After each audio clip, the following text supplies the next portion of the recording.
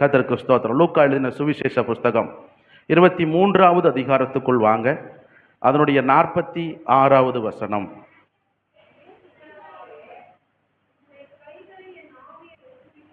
இயேசு, பிதாவே, உம்முடைய கைகளில் என் ஆவியை ஒப்புவிக்கிறேன் என்று மகா சத்தமாய் கூப்பிட்டு சொன்னார். இப்படி சொல்லி ஜீவனை விட்டார். கர்த்தருக்கு மகிமை உண்டாகட்டும். கவனிச்சிங்கன்னா இந்த வசனத்துல இயேசுடைய உயிரை வேற யாரும் பறித்து கொள்ளல. இயேசுடைய ஜீவனை அடிச்சே கொன்னு அவருடைய உயிரை வேற யாரும் எடுத்துக்கொள்ள விடல. இயேசு தம்முடைய உயிரை, ஜீவனை தானாகவே விட்டார். எத்தனை பேருக்கு புரியுது? அல்லேலூயா. தன்னுடைய ஜீவனை அவர் தானாகவே விட்டார். சுமார் 6 மணி நேரம் இயேசு கிறிஸ்து சிலுவையில் தொங்கி இருக்கிறார். கர்த்தருக்கு ஸ்தோத்திரம் உண்டார். காலையில் 9 மணிக்கு அவரை சிலுவையிலே அறைந்தார்கள் என்றும், மதியம் 3 மணி வரையிலும் அவர் சிலுவையிலே தொங்கிக் கொண்டிருந்தார் என்றும் ஸ்தோத்திரம் சரித்திரத்தில் நாம் படிக்கிறோம். ஏறக்குறைய 9 மணி நேரம் இயேசு கிறிஸ்து சிலுவையிலேயே தொங்கிட்டு இருந்திருக்கிறார். அவரை தாங்கி பிடிச்சது 3 ஆணிகள் தான். இதுல மிக முக்கியமான ஒரு விஷயத்தை ஆண்டவர் என்னோடு கூட தெளிவுபடுத்தின விஷயத்தை சொல்றேன். இந்த 9 மணியிலிருந்து 3 மணி வரையிலும் அவர் சிலுவையில் தொங்கினாலும், 12 மணியிலிருந்து 3 மணி வரையிலும் உலகம் ஃபுல்லா, தேசம் முழுவதுமாக காரிருள் மூடினது. நல்ல வெயில் அடிக்க வேண்டிய இந்த மதிய வேளையில உலகம் முழுவதுமாய் காரிருளினாலே மூடப்பட்டது. காரணம் என்னன்னா, இயேசு கிறிஸ்து மேல இந்த உலகத்தில் இருக்கிற சகல மனிதர்களுடைய பாவமும் இயேசு கிறிஸ்து மேல அந்த டைம்ல போடப்படுது. கர்த்தருக்கு ஸ்தோத்திரம் உண்டாகட்டும். இந்த வார்த்தையை சொல்லுகிற பிறகு என்னெல்லாம் நடக்குதுங்கிறத தான் மிக முக்கியமான காரியங்கள். இந்த உலகத்தில் இருக்கிற சகல பாவங்களும் இயேசு கிறிஸ்து மீது பழிக்கப்படுகிறது, பாதிக்கப்படுகிறது. இந்த அத்தனை மனிதர்களுடைய பாவத்தை சுமந்ததும் பிதாவுக்கு பாவம்னா பிடிக்காது. கடவுளுக்கு பாவத்தை பாராத சுத்த கண்ணர் என்று பைபிள் சொல்லப்படுகிறது. இப்போ உலகமெல்லாம் இருளடைந்த உடனே பிதா இயேசுவை பார்க்கல, பிதா இயேசுவை கவனிக்கல, இயேசுவாலையும் பிதாவை பார்க்க முடியாத ஒரு சூழல். ஆகையால் தான் அந்த காரிருள் முடிந்த உடனே ஆண்டவராகிய இயேசு கிறிஸ்து ஒரு வார்த்தையை சொல்லுகிறார். பிதாவே, ஏன் என்னை கைவிட்டீர்? என் தேவனே, என் தேவனே. 3 மணி நேரம் பிதாவுக்கும் கிறிஸ்துவுக்கும் இருக்கிறதான அந்த ஐக்கியம் முழுமையாக பாதிக்கப்பட்டது. காரணம், உலகம் முழுவதும் இருக்கிறதான மனிதர்களுடைய பாவம் இயேசு மீதாக முழுமையாக மூடப்பட்டது. இப்போ ஆண்டவராகிய இயேசு கிறிஸ்து பிதா தன்னை பார்க்க தொடங்கின அந்த 3வது மணி நேரத்தில் அவர் சொல்றாரு, என் தேவனே, என் தேவனே, ஏன் என்னை கைவிட்டீர் அப்படின்னு கேட்ட உடனே பூமி அதிர்கிறது. பூமி முழுசா அதிர்ச்சி அடைகிறது. அடைக்கப்பட்டிருந்ததான கல்லறைகள் எல்லாம் திறக்கப்படுகிறது. ஒரு ரகசியத்தை உங்களுக்கு நான் சொல்றேன். அந்த நாட்டிலே யூதர்களுடைய கல்லறை நம்மளுடைய கல்லறைகளை போல குழிய தோண்டி புதைச்சு மூடிட்டு வரமாட்டாங்க. பெரிய பெரிய பாறைகளை அது குகைகளாக உருவாக்கி அதை உள்ள வச்ச உடனே, சபத்தை உள்ள வைத்த உடனே ஒரு பெரிய கல்லை தள்ளி புரட்டி வச்சிருவாங்க. இப்ப நடந்த ஒரு வித்தியாசமான மகிமையான ஒரு விஷயத்தை சொல்றேன். பூமி அதிர்கிறது, கல்லறைகள் எல்லாம் திறக்கப்படுகிறது. கல்லறையெல்லாம் திறந்த உடனே சரித்திரத்தில் சொல்லப்படுகிறது, மரித்த சிலர் உயிரோடு வந்தார்களாம். ஒரு ஆமென் சொல்ல மாட்டேங்கிறீங்களே? ஆமா, நம்ம தாத்தாவோ பாட்டியோ மாமாவோ மச்சானோ அம்மாவோ யாரோ ஒருத்தவங்க மரித்தவங்க திடீர்னு அந்த கல்லறையிலிருந்து எழுந்து வந்தா எப்படி இருக்கும்? பேய்னு ஓடுவோமா? காலை பார்ப்போம், கையை பார்ப்போம். இப்ப இயேசு மரித்த உடனே, அவர் தன்னுடைய ஜீவனை விட்ட உடனே பூமி அதிர்கிறது, கல்லறைகள் திறக்கப்படுகிறது. இப்ப கல்லறையிலிருந்து சிலர் உயிரோடும் கூட வருகிறார்கள். கூட இருக்கிறதான 100க்கு அதிபதி இயேசுவை பார்த்து, ஐயோ, இவர் தேவனுடைய மனுஷன், இவர் ஒரு நீதிமான் என்று அன்றைய நாளிலே அந்த 100க்கு அதிபதி ரட்சிக்கப்பட்டார். அல்லேலூயா. கையை தட்டுங்க, நல்லா தட்டுங்க. ஆமா, ஸ்தோத்திரம். எல்லாம் தூக்கம் கொஞ்சம் சொருக்கும். எனக்குமே அப்படிதான் இருக்கும். ஏன்னா மதிய வெயிலெல்லாம் இருக்கும்போது. இப்போ நல்ல கவனிங்க முக்கியமான விஷயத்தை. இப்போ இயேசு கிறிஸ்து இந்த வசனத்தை வாசித்த பிறகு என்ன நடந்தது, எது நடந்து கொண்டிருக்கிறது, எது நடக்கப் போகிறது. இது 7 விஷயத்தை உங்களிடத்துல பேச ஆண்டவர் கிருபை செய்வாராக. மிக சுருக்கமாக தான் சொல்லுவேன். மிக முக்கியமானது, சபைக்கு மனவாட்டியாகிய திருச்சபை அறிந்திருக்க வேண்டிய விஷயம். ஒன்று, ஸ்தோத்திரம், இயேசுவின் மரணத்துக்கு பின் நடந்த 7 காரியங்கள். ஒன்று, இயேசு கிறிஸ்து இப்போ பூமியிலிருந்து பாதாளத்துக்கு போறார். எழுதிக்கோங்க. இயேசு கிறிஸ்து பூமியிலிருந்து பாதாளத்துக்கு போறார். நல்ல கவனிச்சு பார்த்தீங்கன்னா எபேசியர் 4:9 வாசித்து பாருங்க. எழுதிட்டு வாசிங்க. எபேசியர் 4:9.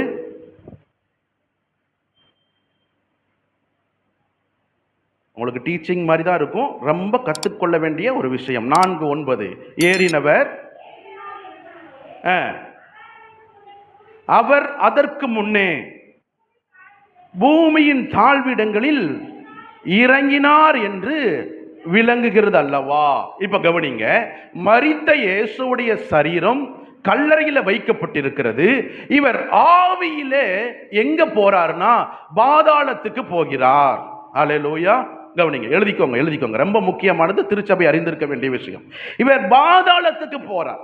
இந்த பாதாளத்துல நரகம் அப்படிங்கிறதான அங்க அந்த இடம் இருக்கு. அங்க ஃப்ளோர்ஸ் இருக்கும். ஃப்ளோர் இப்போ ஃபர்ஸ்ட் மாடி, 2வது மாடி, 3வது மாடி அப்படின்னு இருக்கிறது போல பாதாளத்திலையும் ஒவ்வொரு ஃப்ளோர் இருக்கும். இவர் பாதாளத்துக்கு போறாரு. அங்க போய் கர்த்தருக்கு ஸ்தோத்திரம், மரித்த பரிசுத்தவான்களுக்கு அவர் பிரசங்கம் பண்ணுகிறார். அல்லது நான் உயிர்த்தெழுந்து விட்டேன் அப்படிங்கிற வெற்றியின் ரகசியத்தை, செய்தியை அவர்களுக்கு சொல்லுகிறார். இதுல கிரீக்ல நீங்க பார்த்தீங்கன்னா அதுக்கு ஆதிஸ் என்று பெயர். என்ன பேரு? எழுதிக்கோங்க. ஆடிஸ் அப்படிம்பாங்க. கர்த்தருக்கு ஸ்தோத்திரம். நீங்க ஒரு வசனத்தை வாசிங்க. லூக்கா 16ஆம் அதிகாரம் 23வது வசனம் வாசிக்க வேண்டாம். அங்க ஒரு சம்பவம் சொல்லப்பட்டிருக்கிறோம். அங்க லாசரு மரிக்கிறார், ஐஸ்வர்யவானும் மரிக்கிறார். லாசரு பிச்சைக்காரன், ஐஸ்வர்யவான் பணக்காரன். இப்ப மரித்த இடத்துல 2 பேரும் ஒரே இடத்துல தான் இருக்கிறாங்க. ஒருத்தர் பரலோகத்துக்கு போயிட்டாருன்னு, ஒருத்தர் நரகத்துக்கு போயிட்டாருன்னு நீங்க தவறா புரிஞ்சுக்க கூடாது. இந்த ஆடிஸ் அப்படிங்கிற இடத்துல ஒவ்வொரு ஃப்ளோர்ஸ் இருக்கும், ஒவ்வொரு தலங்கள் இருக்கும். இதுல ஒரு தலம் என்னன்னா ஆபிரகாமின் மடி. அதுதான் பரதீஸ் அப்படின்னு சொல்லுவாங்க. கர்த்தருக்கு ஸ்தோத்திரம். இப்போ ஆபிரகாம் மடியில இருக்கிறதான லாசரு அது பரதீஸ். ஆடிஸ் அப்படின்னா கர்த்தருக்கு ஸ்தோத்திரம், இந்த பணக்காரன் ஐஸ்வர்யவான் இருந்த இடம் ஆடிஸ். இப்போ உங்களுக்கு புரியுதா? அல்லேலூயா. பாதாளத்தில் 3 இடங்களை நான் சொல்ல போறேன். ஒன்று ஆடிஸ். இதுல அந்த ஆபிரகாமன் மடி என்பது பரதீசு. ஆடிஸ் அப்படின்னீங்கன்னா கர்த்தருக்கு ஸ்தோத்திரம் உண்டாவதாக, இந்த லாசரு அல்லது ஐஸ்வர்யவான் இருந்த இடம். 2வது நீங்க ஒரு விஷயத்தை நான் சொல்றேன். கர்த்தருக்கு ஸ்தோத்திரம், இந்த 2 இடங்களிலே ஆபிரகாமுடைய மடி பரதீசு, ஆதிஸ் என்பது பாவம் செய்தவர்கள் இருக்கும் இடம். கர்த்தருக்கு ஸ்தோத்திரம். இந்த பூமியில பாவம் செய்தவர்கள் எல்லாம் இருக்கும் இடம். இப்போ இன்னொரு ஃப்ளோரை நான் உங்களுக்கு காட்டுறேன். அங்க கர்த்தருக்கு ஸ்தோத்திரம், மத்தேயு 5:22 வாசித்து பாருங்க. சபை விளங்கி கொள்ளணும், நல்ல பைபிள் படிக்கணும், இதுக்கு ஆயத்தமாக தான் நாம் காத்து கொண்டிருக்கிறோம். அந்த வசனத்தை வாசித்து பாருங்க. நான் உங்களுக்கு சொல்லுகிறேன், உங்கள் சகோதரனை நியாயமில்லாமல் கோபித்துக் கொண்டால் அவன் மரணத்துக்கு ஏதுவாயிருப்பான். ஓகே. இப்போ இந்த சகோதரர்களை பகைக்கிறவர்கள் இன்னொரு ஃப்ளோர்ல இருப்பாங்க. அந்த ஃப்ளோருக்கான பெயர் கிரீக்ல சொல்றாங்க கெக்கானா அப்படிம்பாங்க. என்னவா? பக்கத்துல கையை பிடிச்சு சொல்லுங்க, கெக்கானா. ஆமா, வேற லாங்குவேஜ்லாம் கத்துக்கலாம். இந்த கெக்கானா அப்படிங்கிற அந்த ஃப்ளோர்ல யார் இருப்பாங்கன்னா சகோதரர்களை பகைக்கிறவர்கள், தங்களோட கூட ஆராதிக்கிறவர்களை பகைக்கிறவர்கள், தன்னுடைய உடன் பிறந்தவர்களை பகைக்கிறவர்கள், இவங்கெல்லாம் அந்த ஃப்ளோர்ல இருப்பாங்க. இன்னொரு ஃப்ளோரை நான் உங்களுக்கு காண்பிக்கிறேன். 2 பேதுரு 2:4 வாசித்து பாருங்க. இது ஒரு ரொம்ப டீப்பான ஒரு சத்தியம். கர்த்தருக்கு ஸ்தோத்திரம். 2:4 வாசித்து பாருங்க. பாவம் செய்த தூதர்கள் தப்ப விடாமல் அந்தகார சங்கிலினால கட்டி, கவனிங்க, இந்த ஃப்ளோர் பாவம் செய்ததான தூதர்கள் எல்லாம் ஒரு ஃப்ளோர்ல இருக்கிறாங்க. அந்த ஃப்ளோரை கிரீக்ல பாத்தீங்கன்னா டட்டாகு அப்படிம்பாங்க. என்னவா? டட்டாகோ. வாய் திறந்து சொல்லுங்க. ஆமா, கிரீக் கத்துக்கலாமே. ஆமீன் சொல்லுங்களேன். இப்ப கவனிங்க, மூணு ஃப்ளோரை சொல்லியிருக்கிறேன். ஒன்று ஆதிஸ் அப்படிங்கிற ஃப்ளோர், அங்க பாவம் செய்த நபர்கள் இருக்கக்கூடிய இடம். இந்த பூமியில யாரெல்லாம் பாவம் செய்யறாங்களோ அவங்கெல்லாம் அந்த ஃப்ளோர்ல இருப்பாங்க. அடுத்த ஃப்ளோர் கெக்கானா அப்படின்னு, அங்க யார் இருப்பார்னா சகோதரர்களை பகைக்கிறவர்கள் அந்த ஃப்ளோர்ல இருப்பாங்க. கர்த்தருக்கு ஸ்தோத்திரம். மூன்றாவது ஒரு ஃப்ளோரை சொன்னேன், அந்த ஃப்ளோர் டட்டாகு அப்படிம்பாங்க. அந்த ஃப்ளோர்ல தேவ தூதர்கள், கடவுளுக்கு விரோதமா எழும்பின லூசிஃபருடைய டீம் எல்லாம் அங்க கட்டப்பட்டு இருக்கும். அல்லேலூயா. எத்தனை பேருக்கு புரிஞ்சிருச்சு? ஆமீன் சொல்லுங்களேன். கர்த்தருக்கு ஸ்தோத்திரம். இப்ப மரித்த இயேசு தன்னுடைய ஆவியில அவர் போய் இந்த பரதேசு பாதாளத்துக்கு போய் பிரசங்கம் பண்றார். அவர் எல்லா ஃப்ளோருக்கும் அவர் போல, அவர் போனதெல்லாம் மரித்த நீதிமான்களுக்கு பிரசங்கம் பண்ணும்படியாக, அல்லது நான் உயிர்த்தெழுந்து விட்டேன் அப்படிங்கிற நல்ல செய்தியை சொல்லுவதற்காக போனார். அல்லேலூயா சொல்லுங்களேன். மரித்த கிறிஸ்துவுக்குள் மரித்த முதல் நீதிமான் யாரு? யாரோ சொன்னீங்களா? தும்முனீங்களா? தும்முனாங்களோ? மரித்த முதல் நீதிமான் சொல்லுப்பா, சத்தமா தான் சொல்லு. ஆமா, ஆரோன் சொல்றாரு ஆபேல். ஆமென் சொல்லுங்களேன். ஆபேல் தான் முதல் நீதிமான். கடைசி நீதிமான் யாரு மரித்தார்னா இயேசு கிறிஸ்துவுடைய சோதர இரண்டு பக்கத்தில் இருந்த ஒரு கள்ளன், இன்று நான் உன்னோடு கூட இருக்கணும் அப்படின்னு சொன்ன உடனே இன்று என்னோடு கூட. எத்தனை பேருக்கு புரிஞ்சிருச்சு? அப்போ இந்த நீதிமான்கள்ட்ட போய் இந்த வெற்றி செய்தியை அவர் சொல்ல போறார். இது ஆவியில போய் பிரசங்கம் பண்ணுகிறதான ஒரு சம்பவம். கர்த்தருக்கு ஸ்தோத்திரம். அங்க மரித்து அங்க இருக்கிற நீதிமான்களை வேற இடத்திற்கு அவர் லொகேட் பண்றாரு. இப்ப இயேசு கிறிஸ்துவுடைய சரீரம் கல்லறையில இருந்தாலும் அவர் ஆவியில போய் மரித்த அத்தனை நீதிமான்களையும் பாரடீஸ் அப்படிங்கிற ஒரு இடத்திற்கு இவர்களை இடமாற்றம் செய்கிறார். ஆமென் சொல்லுங்களேன். உங்களுக்கு விளங்கும்படியாக நான் சொல்றேன். கர்த்தருக்கு ஸ்தோத்திரம். எபிரேயர் 9:12 வாசித்து பாருங்க. இயேசு கிறிஸ்து அவர் இந்த வார்த்தை ஆவியை ஒப்புவிக்கிறேன்னு சொன்ன உடனே 3 நிலைகளை சொல்ற. என்ன நடந்தது, எது நடக்கிறது, இனி எது நடக்கும். வாசித்து பாருங்க. 9:12.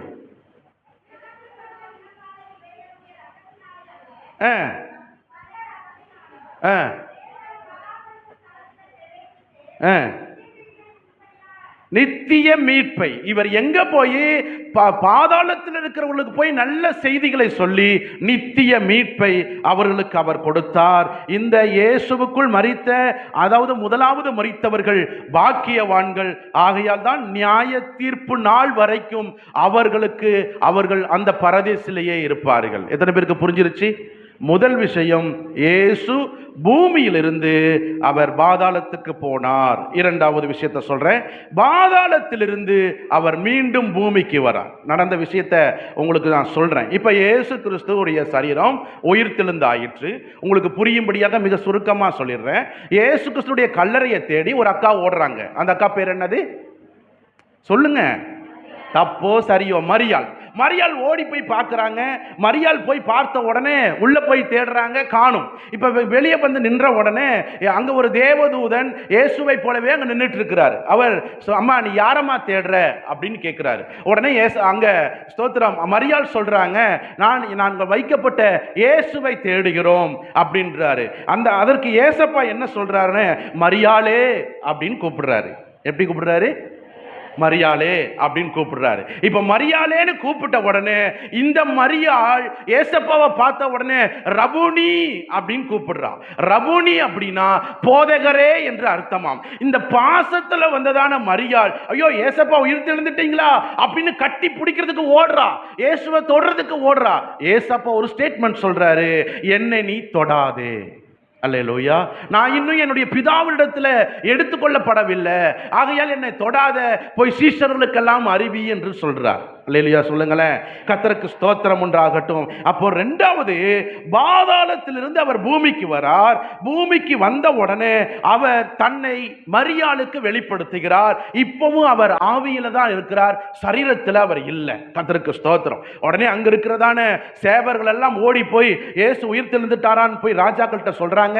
ராஜாக்கள் என்ன பண்றாங்கன்னா, அவங்களுக்கு கொஞ்சம் பணத்தெல்லாம் கொடுத்து இயேசு உயிர் தெழுந்துட்டார்னு சொல்லாதீங்க, யாரோ ஒருத்தங்க தூக்கிட்டு போயிட்டாங்கன்னு சொல்லுங்க அப்படின்னு சொல்லி அவங்களுக்கு சொல்றாங்க. உடனே உலகம் முழுவதும் ஏசப்பா உயிர் தெழவில்லை, காணாம போயிட்டார், யாரோ திருடிட்டு போயிட்டாங்க அப்படிங்கிற செய்தி எல்லாருக்கும் சொல்றாங்க. அது இந்த நாள் வரைக்கும் பரவி கொண்டிருக்கிறது. அல்லேலூயா. இஸ்லாமியர்கள் அதை தான் இன்னும் சொல்லிக்கிட்டு இருக்கிறாங்க, ஏசப்பா உயிர் தெழவில்லை, அவரை களவாண்டு கொண்டு போயிட்டாங்கன்னு. ஆனா இந்த நல்ல செய்தியை தடுப்பதற்காக அன்றைக்கே பணம் கொடுத்து எல்லாம் லாக் பண்ணாங்க. அது இப்ப வரைக்கும் நடந்து கொண்டிருக்கிறது. ஆனால் இயேசு கிறிஸ்து உயிர் தெழுந்த நல்ல செய்தியை யாராலையும் தடை செய்ய முடியல. சத்தமா சொல்லுங்களேன். அவர் உயிர்த்தது தான். கர்த்தருக்கு ஸ்தோத்திரம் உண்டாகட்டும். எத்தனை தடைகள் வந்தாலும் இயேசு கிறிஸ்துவின் உயிர்த்தெழுதலை யாராலும் தடை பண்ண முடியாது. மூன்றாவது விஷயம், இதுதான் நான் மையமா சொல்ற விஷயம். மூன்றாவது, இயேசு கிறிஸ்து மரியாள்கிட்ட தன்னை வெளிப்படுத்துறாரு, தன்னை தொடாதுன்னு சொல்றாரு. இப்ப பூமியிலிருந்து இரண்டாம் வானத்துக்கு போறார். என்ன பாஸ்டர், பாதாளம் 3 இருக்குன்னீங்க, அப்போ ரெண்டாவது வானம் மூணாவது வானம் இருக்கா அப்படின்னா கண்டிப்பா இருக்கு. ஆமென். ரொம்ப டீப்பான சத்தியம், நல்லா விளங்கி கொள்ளணும். கர்த்தருக்கு ஸ்தோத்திரம். நான் கற்றுக்கொண்டதை தான் உங்களுக்கு நான் கற்றுக் கொடுக்கிறேன். 2 கொரிந்தியர் 12:2 வாசித்தீங்கன்னா அங்க பவுல் ஒருவரை பத்தி சொல்ற ஒரு வார்த்தை வாசித்து பாருங்க. 2 கொரிந்தியர் 12:2.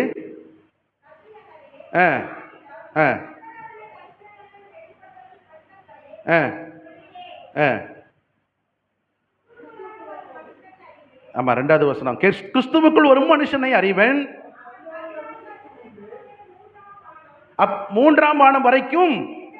அப்போ பைபிளை நீங்க நல்லா பார்க்கணும். எத்தனாவது வானம் வரைக்கும் எடுத்துக்கொள்ளப்பட்டான்? அப்போ 3வது வானம் அப்படின்னு ஒன்று இருந்தா 2வது வானம்னு ஒன்று இருக்கணும், முதல் வானம்னு ஒன்று இருக்கணும். ஆமென் சொல்லுங்களேன். இப்போ நீங்க நல்லா விளங்கி கொள்ளணும். இயேசு கிறிஸ்து இப்போ இந்த 3வது விஷயம் பூமியிலிருந்து 2வது வானத்துக்கு எடுத்துக்கொள்ளப்படுகிறார். இந்த 2வது வானத்துல என்ன இருக்கு அப்படிங்கிறத நீங்க விளங்கி கொள்ளணும். இதுதான் இன்றைய பிரசங்கத்துக்கான முக்கியமான ஒரு வார்த்தை. இந்த 2வது வானத்துல சாத்தானும் சாத்தானுடைய சேனைகளும் இருக்கிற இடம். பாதாளத்துல சொன்ன ஒரு கூட்டத்தை கட்டி வச்சிருக்கிறாங்க. 2வது வானத்துல சாத்தானும் அவனுடைய ஒரு சில சேனைகளும் அங்க இருக்கிறாங்க. நல்லா கவனிச்சு கொள்ளுங்க. 3வது வானத்துல அந்த தேவன் 3வது வானத்துல இருப்பார். 2வது வானத்துல பிசாசும் அதனுடைய சேனைகளும் இருப்பாங்க. 1வது வானம் நம்ம பார்க்கிறதான வானம். எத்தனை பேருக்கு புரியுது? ஐயா ரொம்ப குழப்புறீங்க அப்படிங்கிற மாதிரி இருக்கா? கொஞ்சம் டீப்பான சத்தியம் தான். இதை யாரும் வெளிப்பிரகாரமா பிரசங்கம் பண்ண மாட்டாங்க, ஏன்னா கன்ஃபியூஷன் ஆயிடுவாங்க. நல்ல வேகாதவங்க, அதாவது விசுவாசத்தில் வளராதவங்களுக்கு இந்த பிரசங்கம் கேட்கும்போது கொஞ்சம் மண்டையை சொறிகிற மாதிரி தான் இருக்கும். ஞானஸ்நானம் எடுக்கிற பிள்ளைங்க நல்லா கவனிக்கணும். முதல் வானத்தை நம்ம பார்க்குற வானம், 2வது வானம் பிசாசும் அவனுடைய சேனைகளும் இருக்கும் வானம், 3வது வானம் தேவன் அங்கு வாசம் செய்கிற வானம். இப்போ நீங்கள் நல்லா கவனிச்சீங்கன்னா உங்களுக்கு புரியும்படி, நல்ல பைபிள் வாசிக்கிற பிள்ளைங்களுக்கு இது ஈஸியாக புரியும். தானியேல்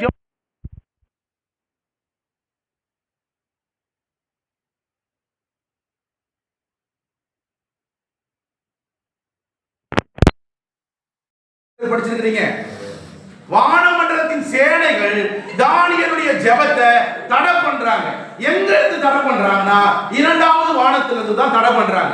மறுபடி 21 நாட்கள் தானியேல் ஜெபித்த உடனே தேவன் தம்முடைய மிகாவேலை அனுப்பி அந்த சேனைகள் எல்லாம் அடிச்சு தும்சம் பண்ணிட்டு மறுபடி தானியேலுடைய ஜெபத்தை ஆண்டுடைய சமூகத்துல கொண்டு போனார்.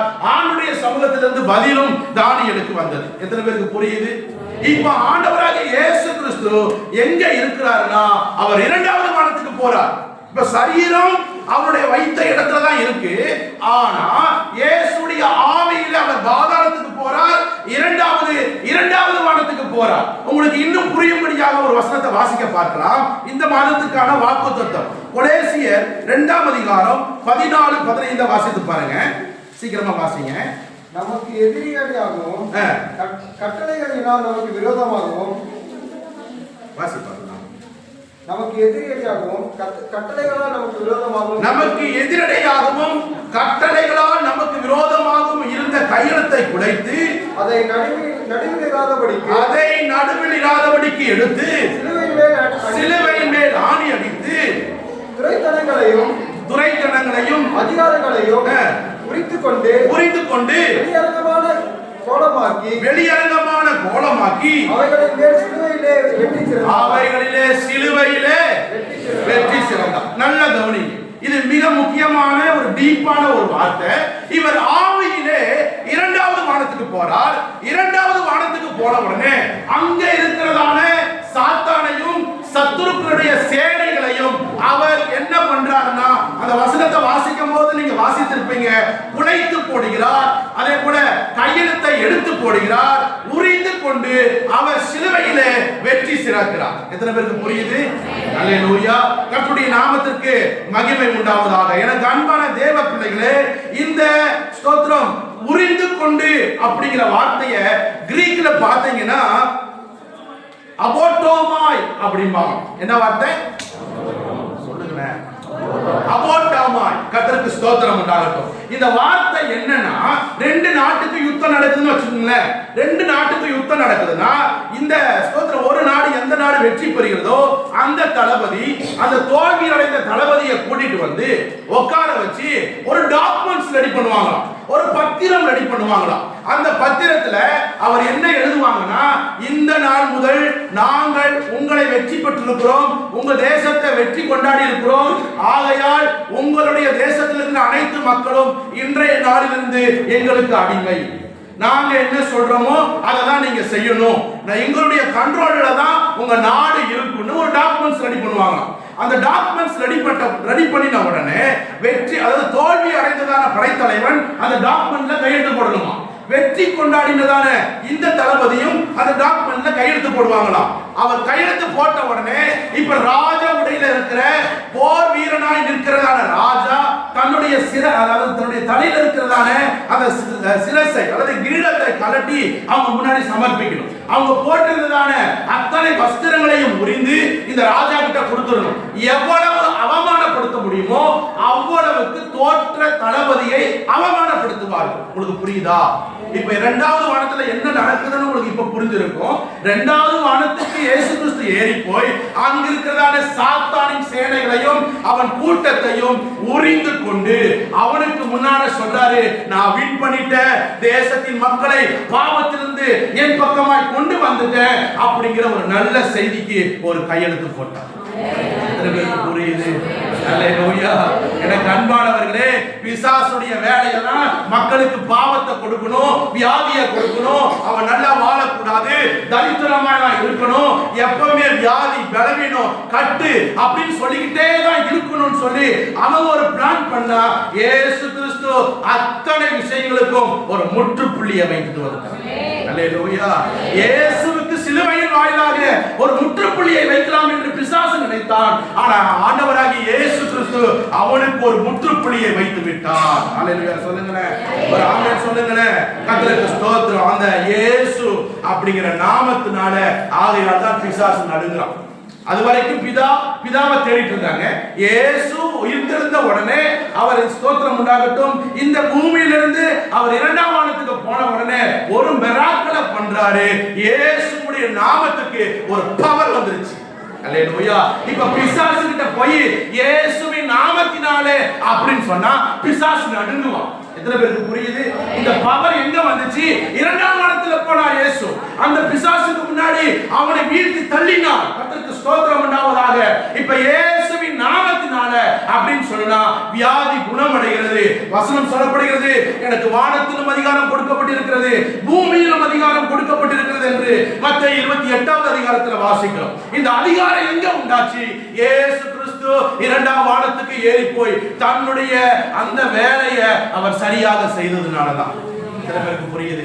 அல்லேலூயா சொல்லுங்களேன், ஒரு ஆமென் சொல்லுங்களேன். எனக்கு அன்பானவர்களே, ஒரு ரகசியத்தை நான் உங்களுக்கு சொல்றேன்.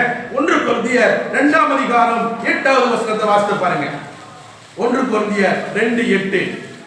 அந்தபடிக்கு உங்கள் அன்பை அவனுக்கு காண்பிக்கும்படி உங்களை வேண்டிக் கொள்கிறேன். நீங்கள் எல்லாவற்றையும் கீழ்ப்படிந்து என்று உங்களை சோதித்தறியும்படிக்கு. 2 கொரிந்தியர் 8. இந்த வசனத்தை எல்லாரும் பார்க்கணும். 2வது அதிகாரம் 8வது வசனம். அந்தபடி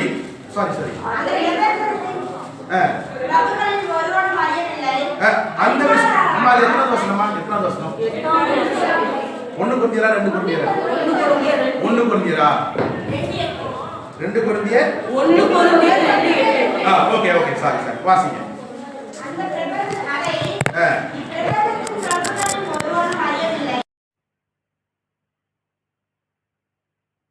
பார்த்தீங்கன்னா அதை இப்பிரபஞ்சத்து பிரபுக்களில் ஒருவனும் எதை அறியவில்லை. நான் சொல்ல போறேன்.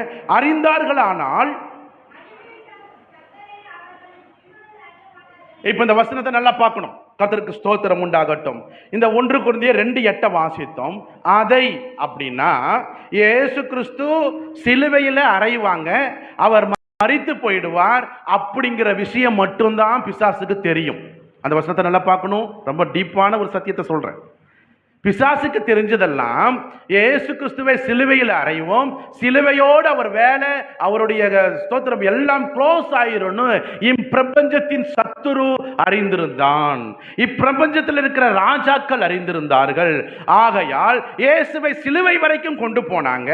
ஆனால் அந்த வசனத்தை வாசித்தீங்கன்னா அறிந்தார்கள். ஆனால் மகிமையின் கர்த்தரை அவர்கள் சிலுவையில் இயேசு கிறிஸ்து பாதாளத்துக்கு போவார் என்றும், இயேசு கிறிஸ்து அவர் 2வது ஸ்தோத்திரம் வானத்திற்கு போவார் என்றும் சத்துருவுக்கு தெரியாது. இது ஒரு சஸ்பென்ஸாவே வைக்கப்பட்டிருந்தது. எத்தனை பேருக்கு புரிஞ்சிச்சு?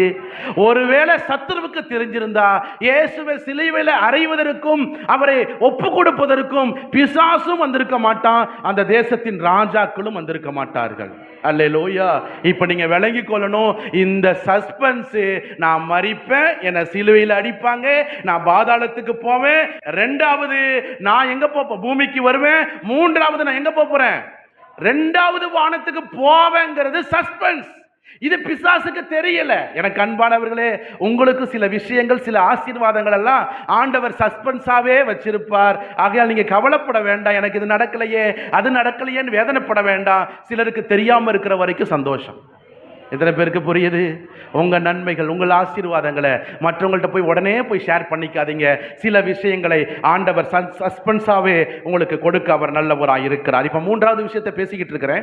எபேசியர் 1:20 வாசித்து பார்த்தீங்கன்னா கர்த்தருக்கு ஸ்தோத்திரம் உண்டாகட்டும், இயேசு கிறிஸ்து பிதாவுடைய வலது பரிசத்தில் அமர்ந்திருக்கிறார் என்று வாசிக்க முடியும். அதே எபேசியர் 2:6-7 வாசித்து பார்த்தீங்கன்னா நம்மையும் அந்த வலது பரிசத்தில் அமர செய்வார் என்றும் நாம் வாசிக்க முடியும். ஹல்லேலூயா. இந்த ரகசியம் பெரியது. நல்ல கவனிங்க.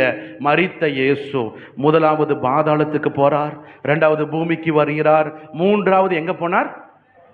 2வது வானத்துக்கு போனார். இது கொஞ்சம் புரியுறது கஷ்டம்தான், ஆனா நீங்க விளங்கி கொள்ளணும், கொஞ்சம் வெயிட் பண்ணி கேட்டுக்கணும். இப்போ 4வது விஷயத்தை சொல்றேன். 2ஆம் வானத்திலிருந்து அவர் 3ஆம் வானத்துக்கு போறார். ஆமென் சொல்லுங்களேன். என்னப்பா இப்படிலாம் ஏசப்பா செஞ்சாருன்னா இதுதான் நடந்த ப்ராசஸ். வசன ஆதாரத்தோட நான் காட்டுறேன். சங்கீதம் 24:9 எல்லா வாசக்கால் வைக்கும் போதும் அந்த வசனத்தை நம்ம வாசிப்போம்.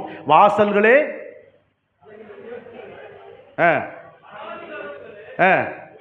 வாசல்களே உங்கள் தலைகளை உயர்த்துங்கள், அநாதி கதவுகளே உயருங்கள், மகிமையின் ராஜா உட்பிரவேசிப்பார். யார் இந்த மகிமையின் ராஜா?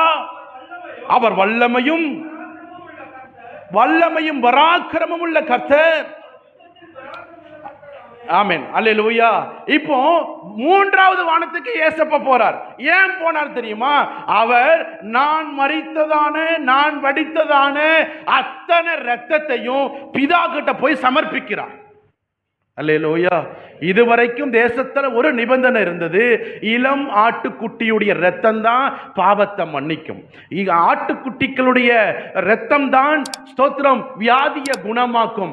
அப்படி இருந்ததான ஒரு கொள்கையை ஏசப்பா 3வது வானத்துக்கு போய் பிதாவுகிட்ட சொல்றாரு, நீ சொன்னபடியே என் இரத்தத்தை உமக்கு நான் சமர்ப்பிக்கிறேன். அல்லேலூயா. என் ரத்தத்தினால தான் இனி மக்களுக்கு விடுதலை, என் ரத்தத்தினால தான் மக்களுக்கு ஆசீர்வாதம் என்று இந்த மூன்றாவது வானத்துக்கு போய் ஆண்டவருடைய சமூகத்தில் தன்னுடைய ரத்தத்தை அவர் சமர்ப்பித்தார். இப்போ சரீரம், பாடி எங்க தான் இருக்கு? புரியுதா புரியலையா? எங்க இருக்கு? கல்லறையில தான் இருக்கு. ஆனா இவர் ஆவியில போய் மூன்றாவது வானத்துக்கு போறார். புரியாது, சிலவங்களுக்கு சொன்னா புரியாது, அதனால எந்த பாஸ்டரும் பண்ண மாட்டாங்க. நீங்க விளங்கி கொள்ளணும்னு நான் பிரசங்கம் பண்றேன். டீப்பான ஒரு சத்தியம். கர்த்தருக்கு ஸ்தோத்திரம். இயேசு கிறிஸ்து பிதா கிட்ட போய் அவர் வலது பரிசத்தில் அமரும்படியான ஒரு பாக்கியத்தை பெற்றுக்கொண்டார். அல்லேலூயா. கர்த்தருக்கு ஸ்தோத்திரம் உண்டாவதாக. ஐந்தாவதாக, மூன்றாவது வானத்திலிருந்து அவர் பூமிக்கு வருகிறார். இப்போ ஒரு அம்மா அழுதுகிட்டு இருந்தாங்கல்ல, எந்த அம்மா? எங்க அம்மாவா? மரியாள் அங்க அழுதுகிட்டு இருந்தா பாருங்க. அப்போ அவர் சொல்றாரு, நான் என் பிதா கிட்ட ஏறி போகணும்னு சொல்லிட்டு போறாரு பாருங்க. இத்தனை ப்ராசஸ் முடிச்ச உடனே அவர் பூமிக்கு வரார். கர்த்தருக்கு ஸ்தோத்திரம் உண்டாகட்டும். மூன்றாவது வானத்திலிருந்து அவர் பூமிக்கு வருகிறார். இப்போ சில நாட்கள், கொஞ்ச நாள் மக்களுக்கு தன்னை காண்பிக்கணும்னு வராரு. ஏறக்குறைய 40 நாள் அவர் பூமியில இருந்தார். பூட்டியிருந்த அறைக்குள்ள பிரவேசிக்கிறார். அவர்களுக்கு சமாதானம் அப்படின்னு சொல்றாரு. ஃபர்ஸ்ட் நம்ம பாசித்தோம், மரியாளை பார்த்து என்ன தொடாத அப்படின்னு சொன்னவர் இப்ப போன உடனே தோமாவை பார்த்து என்ன சொல்றார்? நல்ல வசனம் தெரிஞ்சவங்களுக்கு ஈஸியா புரிஞ்சுப்பாங்க, நீங்க கேட்ச் பண்ணிப்பீங்க. ஃபர்ஸ்ட் தொடாதன்னு சொன்னாரு. ஏன் தொடாதன்னு சொன்னார்னா, ஏசப்பாவுக்கு இத்தனை ப்ராசஸ் இருந்துச்சு. இத்தனை ப்ராசஸும் முடித்த உடனே அவர் வந்து சொல்றாரு, தோமா என்ன தொட்டுப்பார்.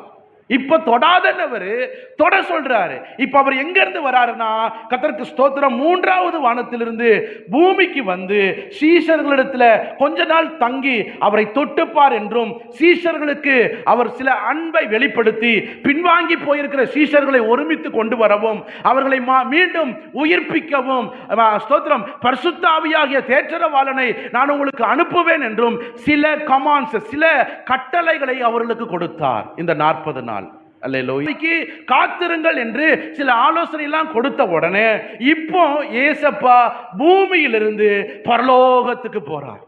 அல்லேலூயா. எங்க போறார்? அப்போஸ்தலர் அதனுடைய 1ஆம் அதிகாரம் 9-11 வசனங்களை பார்த்தீங்கன்னா, சீஷர்களுக்கு முன்பாக, அப்போஸ்தலர்களுடைய கண்களுக்கு முன்பாக அவர் ஏறி போனார். எப்படி போனார்? பக்கத்துல பார்த்து கொட்டாய் விடாதீங்க. இயேசு கிறிஸ்து ஏறி போனார். சொல்லுங்க. ஆமா. இப்போ இயேசு கிறிஸ்து பூமியிலிருந்து பரலோகத்துக்கு ஏறி போனார். எல்லாரும் இயேசுவே அப்படின்னு அண்ணாந்து பார்த்துக்கிட்டு இருக்கிறாங்க. ஒரு வசனத்தை உங்களுக்கு நான் காண்பிக்கிறேன். மார்க் 16ஆம் அதிகாரம் 19வது வசனத்தை வாசிங்க. இன்னும் ஒரே ஒரு பாயிண்ட் மட்டும் சொல்லி முடிச்சிடுறேன். இவ்விதமாய் கர்த்தர்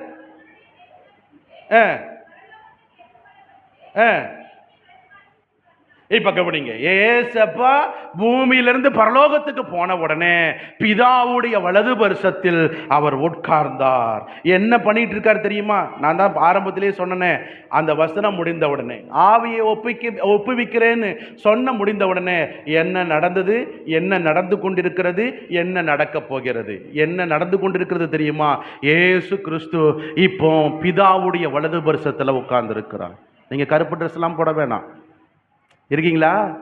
சோகமா மூஞ்செல்லாம் வச்சு ஏசப்பா செத்து போயிட்டார் அப்படின்னு நினைக்க வேணாம். யாருக்கிட்டையும் பேசாம நம்ம மௌன விரதம். என்ன விரதம்? நம்ம சில கிறிஸ்தவர்கள் இருக்கிறாங்க. நல்லா கவனிச்சு பாருங்க. இப்ப ஏசப்பா என்ன தெரியுமா பண்ணிட்டு இருக்காரு? வலது பரிசத்துல உட்கார்ந்து இருக்கிறார். ஐயோ, எனக்காக கருப்பு துணி போட்டிருக்க அம்மாவே, எனக்காக ஆமா அப்படி பண்ற அம்மாவே, நான் நல்லா தானே இருக்கிறேன் அப்படின்னு அவர் சந்தோஷப்படுறார். ஆமென் சொல்லுங்களேன்.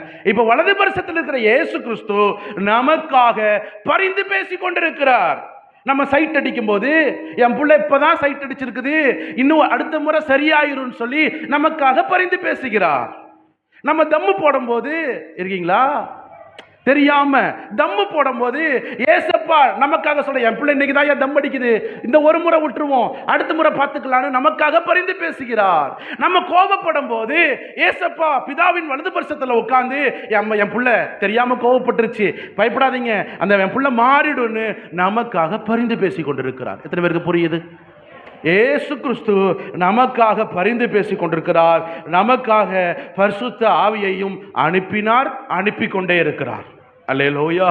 அன்றைக்கு மேல் வீட்டு அறையில் அனுப்பினது போலவே இன்றைக்கும் நாம் யாரெல்லாம் வாஞ்சிக்கிறோமோ அத்தனை பேருக்கும் பரிசுத்த ஆவியை அவர் அனுப்பி நம்மை பரிசுத்தமாக்கி அவர் பக்கம் சேர்த்து கொள்ள அவர் ஆவலாய் இருக்கிறார். ஒரு அல்லேலூயா சொல்லுங்களேன். நேரம் அதிகமாயிருச்சு. கடைசி விஷயம், ரொம்ப ரொம்ப முக்கியமான விஷயம். இயேசு கிறிஸ்து பரலோகத்தில் இருந்து அவர் மத்திய ஆகாயத்தில் வரப்போகிறார். ஆமென் சொல்லுங்களேன். ஆமாம், ஆபிரகாம், ஈசாக்கு, யாக்கோபு, தாவீது அப்படின்னா நமக்கு பிரசங்கம் ஈஸியாக புரிஞ்சுக்கும், நல்லா இருக்கும். இனி நடக்க போகிற விஷயத்தை நான் சொல்கிறேன், ரொம்ப ரொம்ப முக்கியம். நீங்களும் நானும் விழித்து கொள்ள வேண்டும். இயேசு கிறிஸ்து பரலோகத்திலிருந்து மத்திய ஆகாயத்தில் வருவார். இதுதான் 7வது விஷயம். அப்போ என்ன நடக்கும்னா, இதுதான் 2வது வருகை.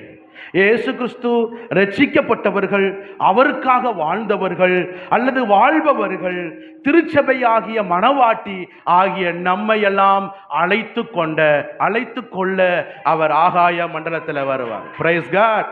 நல்ல கையை தட்டி ஆமா ஆமா, இதுதான் முக்கியம், இதுதான் முக்கியம், இதுதான் தேவை, இதுதான் தேவை, இதுதான் தேவை, இதுதான் தேவை.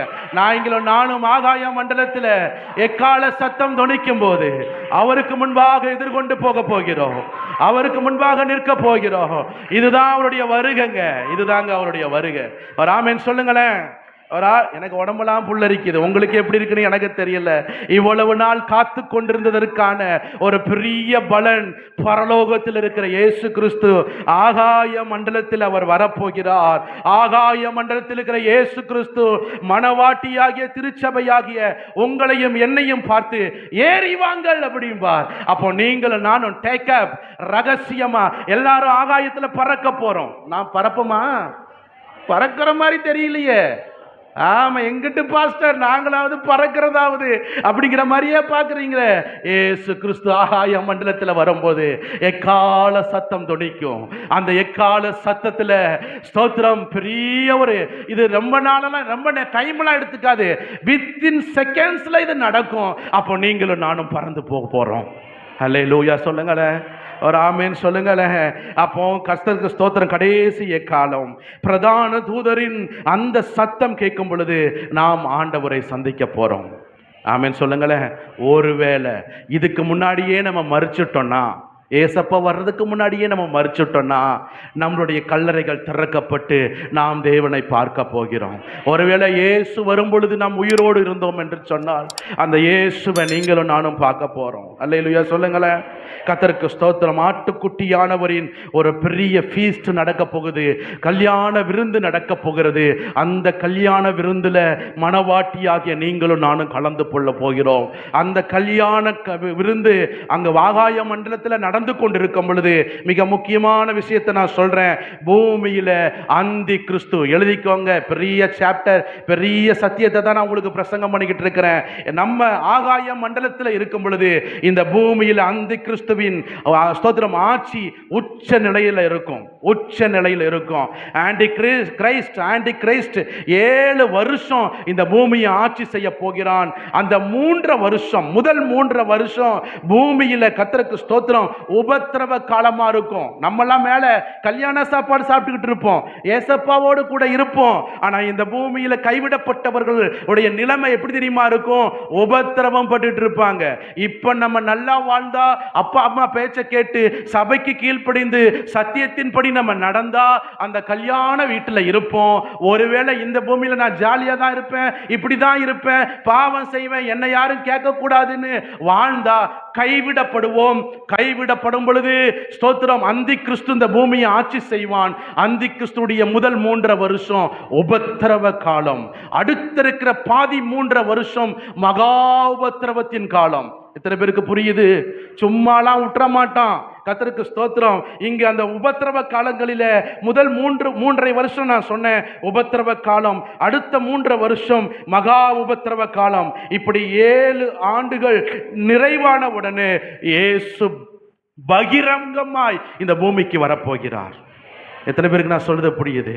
ரகசிய வருகையிலேயே நம்ம போயிட்டா சந்தோஷம். ரகசிய வருகையிலேயே ஆண்டவர்கிட்ட போயிட்டா சந்தோஷங்க. கை கூப்பி கேட்கிறேன், நானும் கேட்கிறேன், ஆண்டவரே உங்க வருகையில ஃபர்ஸ்ட் டேக்கப்லயே நான் வந்துடணும் ஆண்டவரே. ரெண்டாவது டேக்கப் மகா உபத்திரவம். அப்ப இயேசு பகிரங்கமா இந்த பூமிக்கு வருவார். அப்போ கிறிஸ்துவுடைய சேனைகளுக்கும் லூசிபர் ஆன்டி கிறிஸ்துவுடைய சேனைகளுக்கும் ஒரு பெரிய ஃபைட் நடக்கும், சண்டை நடக்கும். நம்ம எல்லாம் வானத்துல இருப்போம், நான் விசுவாசிக்கிறேன். நம்ம பரலோகத்துல இருப்போம், அங்கிருந்து பார்த்துக்கிட்டு இருப்போம். அன்னைக்கு நான் சுவிசேஷத்தை சொல்லும் போது நீ கேட்கலையே, அன்னைக்கு நீ சபைக்கு ஒழுங்கமா வரணும்னு சொல்லும் போது நீ கேட்கலையே, இப்ப அடி வாங்கிட்டு இருக்கிறியேன்னு நம்ம எல்லாம் பார்த்துக்கிட்டு இருப்போம். இப்ப நல்லா கவனிங்க, ரெண்டு சேனைகளுக்கும் சண்டை நடக்கும் போது இயேசு ஜெயம் எடுப்பார். அல்லேலூயா, கர்த்தருக்கு ஸ்தோத்திரம் உண்டாகட்டும். யுத்தத்தில் அந்தி கிறிஸ்து தோல்வியை கண்டடைவான். இப்படி முடிந்த உடனே ஸ்தோத்திரம், இயேசுவும் நாமும் 1000 வருடம் இந்த பூமியை ஆட்சி செய்ய போகிறோம். எழுதுகிற பிள்ளைங்களுக்காக நன்றி. இந்த சத்தியெல்லாம் எங்கேயும் சொல்ல மாட்டாங்க, எங்கேயும் கிடைக்காதுங்க. ஆபிரகாமை போல உங்களை கடவுள் ஆசீர்வதிப்பார்னா நமக்கு நல்லா இருக்கும். இந்த சத்தியம் மிக ஆழமான சத்தியம். 1000 வருடங்கள் வானத்திலிருந்து இயேசுவோடு கூட இந்த பூமிக்கு வருவோம். நீங்களும் நானும் தான் ஆளுநர்கள். உங்களுக்கு கீழே 200 பேரோ 300 பேரோ 400 பேரோ யாரெல்லாம் கைவிடப்பட்டு இருக்கிறாங்களோ அவங்களுக்கு நீங்க ப்ரீச் பண்ணுவீங்க. அவங்க கூட இயேசுவோடு கூட சேர்ந்து இந்த பூமியை 1000 வருஷம் நம்ம ஆள போறோம். இதனுடைய மைய பகுதி எருசலேமில் மையமாய் வைத்து நாடு முழுவதும் இந்த ஆளுகை நடக்கும். இப்ப சொல்றது அடுத்த கடைசி விஷயம். அப்ப என்ன நடக்கும்னா, பழைய பாம்பாகிய கட்டப்பட்டிருந்த சத்துருவை அக்னி ஜுவாலையில் ஆண்டவர் போடுவார். ஆமென். எவன் இத்தனை நாள் வாழை ஆட்டிக்கிட்டு இருந்தானோ, எந்த பிசாசு வேதனைப்படுத்திக்கிட்டு மக்களை பாவக்கட்டிலையும் வியாதி கட்டிலையும் மந்திர கட்டிலையும் கட்டி வச்சிருந்தானோ, அந்த பாம்பை ஸ்தோத்திரம் இப்போ ஆண்டவர் கட்டவிழ்த்து அக்னிக்குள்ளே அவனை போடுவான். இப்ப நடக்கிற ஒரு விஷயத்தை சொல்லுங்க, அறிந்து கொள்ளுங்க. மரித்த பாவிகள், ஃபர்ஸ்ட் டேக்கப்ல நம்ம எல்லாம் போயிட்டோம்ல, போயிடுவோமா? எங்கிட்ட பாஸ்டங்கிற மாதிரியே பார்க்குறீங்களே. கைவிடப்பட்டு மரித்த கல்லறைகள், அந்த மரித்து இருக்கிறதான பாவிகள் எல்லாம் இரண்டாவது உயிர்த்தெழ செய்வாங்க. கர்த்தருக்கு ஸ்தோத்திரம். இது இரண்டாவது உயிர் பிழைப்பு, உயிரடைப்பு, மீட்பு என்று நம்ம சொல்லிக்கொள்ளலாம். அவர்களை கடவுள் அப்படியே விட்டுற மாட்டாரு, அக்னி கடல்ல போட்டுருவார். அக்னி கடல் எப்படி தெரியுமா இருக்கும்? கடல்னாலே பயம். இது அக்னி கடல்னா எப்படி இருக்கும்? எப்படி இருக்கும்? அக்னியை போல கடல் இருக்கும். அதுக்குள்ள கர்த்தருக்கு ஸ்தோத்திரம் உண்டாகட்டும், புழுக்கள் நிறைந்திருக்கும். நம்ம மூக்குக்குள்ளெல்லாம் புழு போகும், பாம்பு கடிக்கும், வலிக்கும். ஐயோ பாம்பு கடிக்குதே அப்படின்னு கத்த மட்டும்தான் முடியுமே ஒழிய அதுலேருந்து தப்பித்து கொள்ள முடியாது. எரிகிற நெருப்பு எரிந்து கொண்டே இருக்கும். அதுக்குள்ள சூடு, என் உடம்பு உருகி போகுதே, வெந்து போகுதேன்னு சத்தம் போடுவோம். ஆனா உடம்பெல்லாம் உருகி போகாது, அந்த வலியை தாங்கிக்கிட்டே இருக்கணும். தேள் கொட்டும். நமக்கு என்னென்னலாம் உபத்திரவம் வரணுமோ அத்தனை உபத்திரவமும் நரகத்தில் நடக்கும். இயேசு ஏன் மரித்தார்? எதுக்கு அவர் மரிக்கணும்? இதிலிருந்து நம்ம தப்பித்து கொள்ளணும். இந்த இரண்டாம் ரகசிய வருகையிலேயே என் பிள்ளைங்களை சேர்த்து கொள்ளணும்னு தான் ஆண்டவர் மரித்தார். அல்லேலூயா. நடக்கிற ஒரு அழகான ஒரு விஷயத்தை சொல்றேன். இது நடந்த உடனே பூமியில புதிய வானம், புதிய பூமி. வெளிப்படுத்தின விசேஷத்தில் வாசிக்க முடியும். வாசிக்கலாம் வேணாம், ரொம்ப ஃபாஸ்டா இருக்கீங்க. ஆண்டவர் உண்டாக்குவார். அந்த புதிய சிருஷ்டிப்புல நம்ம ஆண்டவரோடு கூட இருக்கோம். பார்த்தீங்களா? நம்ம எல்லாம் மறுபடியும் பூமிக்கு வருவோம். எத்தனை பேருக்கு புரியுது? இப்ப பூமியில சண்டைக்காரன் இருக்க மாட்டான், கோவக்காரன் இருக்க மாட்டான். அவன் தான் பாவிகள் எல்லாம் நரகத்துக்கு போயிட்டானே. இந்த பூமியில ரொம்ப பீஸ்ஃபுல்லான எர்த் உண்டாகும், பீஸ்ஃபுல்லான ஒரு சமாதானம் நிறைந்த ஒரு பூமி உண்டாகும். அந்த பூமியில நீங்களும் நானும் ஆட்சி பண்ண போறோம், வாழ போறோம். இதுதான் உபதேசம், இதுதான் பெந்தெக்கோஸ்து உபதேசம். ஆமென் சொல்லுங்களேன். இப்போ நீங்கள் கேட்கணும், ஆண்டவரே அந்த ஃபர்ஸ்ட் வரைக்கும் நான் வந்தாதான் இதெல்லாம் நான் அனுபவிக்க முடியும் ஆண்டவரே. இப்போவே என் கோபத்தை விடுறேன். இயேசு மரித்தார், மரித்ததோடு கூட அவருடைய வாழ்வு முடியவில்லை. நீங்களும் நானும் நித்திய காலமாய் வாழ போகிறோம். நித்தியமான ஒரு வாழ்வு நமக்காக வைக்கப்பட்டிருக்கிறது. கண்களை மூடுவோமா?